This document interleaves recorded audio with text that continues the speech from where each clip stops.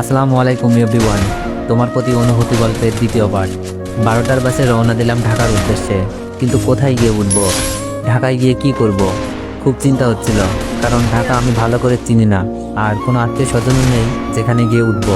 ভাবির দেওয়ার টাকাগুলো গুনলাম, 5,000 টাকা আছে এখানে, আর আমার পকেটে 780 টাকা। ভাবি যদি টাকাগুলো না দিত তাহলে তো 2 দিন বেঁচে থাকাও কষ্টকর হয়ে যেত। এমন কোনো কাজও জানি না, সবেমাত্র কলেজে পা দিয়েছি। আব্বুর টাকা পয়সার কোনো অভাব নেই, যার জন্য লেখাপড়াটাও ভালো করে করেছি। পরিবারের সবাই আমাকে অনেক ভালোবাসতো। আমার কোনো দোষ ছিল না, শুধু একটাই দোষ, আমি মিথিলাকে পাগলের মতো ভালোবাসতাম। যখন থেকে বুঝতে শিখেছি তখন থেকেই মিথিলাকে ভালোবাসতাম আমি। একসাথে স্কুলে যাওয়া, খেলাধুলা করা, আমরা ছিলাম বেস্ট ফ্রেন্ডের মতোই। কিন্তু যখন মিথিলাকে স্কুলের এক বড় ভাই ফলো করতে শুরু করে, আর মিথিলা যদি সম্পর্কে জড়িয়ে যায়, সেই ভয়ে সুমিয়াপুর বিয়ের দিনই মিথিলাকে প্রপোজ করে বসি। কিন্তু মিথিলার সাথে সাথে এই কথা আমার আব্বুকে জানিয়ে দেয়। আব্বু আমাকে সেই দিন অনেক মারে। তখন নবম শ্রেণীতে উঠেছি মাত্র। আমার আর বিয়ে খাওয়া হলো না। আব্বুর হাতের মার সেই দিন প্রথম খেয়েছিলাম। আব্বু বলেছিল মিথিলাকে যেন নিজের বোনের মতোই দেখতে। আমার মায়ের দেখে মিথিলা অনেক হেসেছিল, কিন্তু মিথিলার প্রতি আমার কোনো রাগ আসেনি। বিয়ের দিন সুমি আপুর সাথে যাওয়ার জন্য বলেছিল আপু। আমিও প্রিপারেশন নিয়ে রেখেছিলাম, কিন্তু আমার আর যাওয়া হলো না। মিথিলাই গেল। আব্বু আমাকে মারের কারণটা শুধু ভাবিই জানতো, আর সবাই জেনেছিল আমি দুষ্টুমি করেছি তাই মেরেছে। অনেকে আব্বুকে রাগ দেখেই বলেছিল দুষ্টুমির জন্য কেউ এমনভাবে মারে, আর বিয়ের দিন ফাইজলামি করবে না তো কবে করবে। আপুকে আনার জন্য গিয়েছিলাম। আপু না যাওয়ার কারণটা কি জানতে চেয়েছিল, কিন্তু কিছুই বলে নাই। তবে মিথিলার মনে যেন আনন্দের জোয়ার বইছে। নতুন দুলাভাইয়ের সাথে ভালোই খাতির জমেছে। আমার খুব ভালো লাগতো বড় ভাইয়ের অবস্থা দুলাভাইকে দিয়েই পূরণ করুক। আপুকে নিয়ে বাসায় আসলাম। দুলাভাইয়ের সাথে আমারও ভালো সম্পর্ক গড়ে উঠেছে। খুব ভালোই যাচ্ছিল দিনগুলো। কিন্তু বারবার মিথিলাকে আমার মনের কথা বলার চেষ্টা করেছি। মিথিলা বলতো আমি তোকে শুধু ভাইয়ের মতোই দেখি। দুলাভাইকে দিয়েও বলেছিলাম অনেকবার, কিন্তু কাজ হয়নি।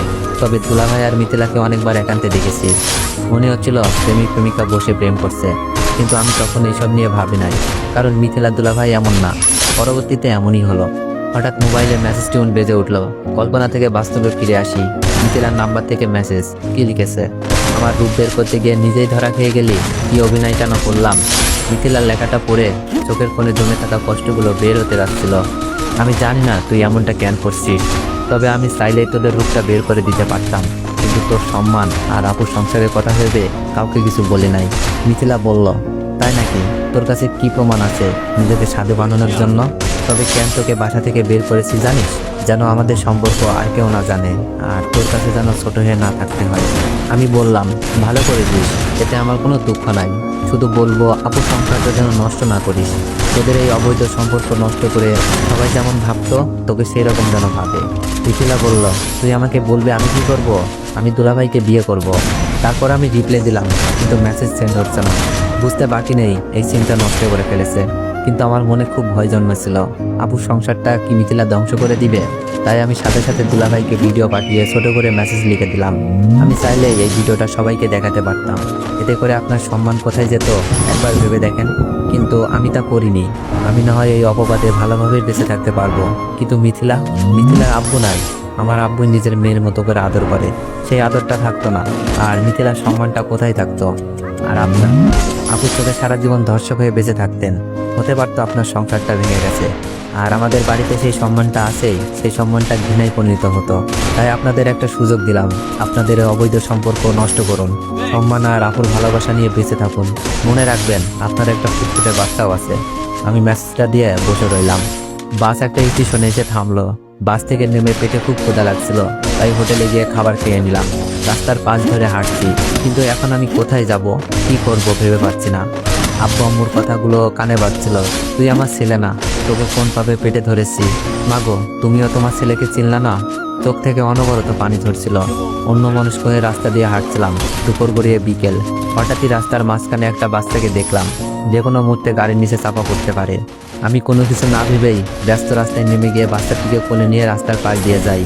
কিন্তু শেষের দিকে একটা গাড়ি এসে আমার পায়ের উপর উঠিয়ে দেয়। আমি ব্যথায় কাতরাচ্ছি।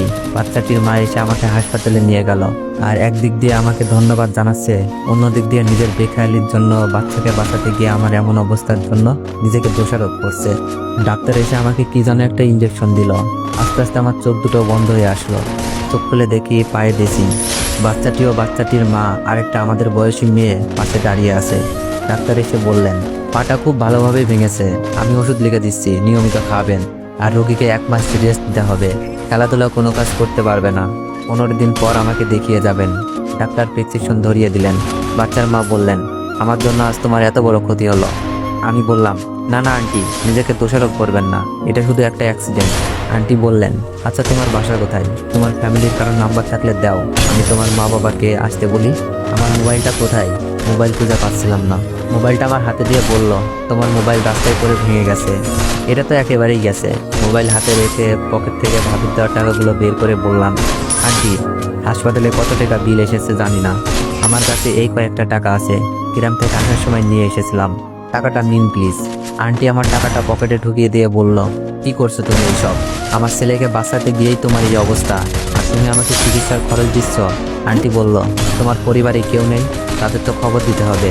আছে, আব্বু আম্মু ভাই ভাবি চাচা চাচাতো বোন, কিন্তু এখন আমি ওদের কেউ না। বলতেই চোখ দিয়ে পানি বেরিয়ে আসলো। আন্টির সাথে থাকা মেয়েটি বলল, তাহলে আপনি যাবেন কোথায়? আমি কান্না করছিলাম আর বলছি, জানি না। আর সকালেই বাসা থেকে বের করে দিয়েছে আমাকে, একটা মিথ্যা পাপের অপরাধে।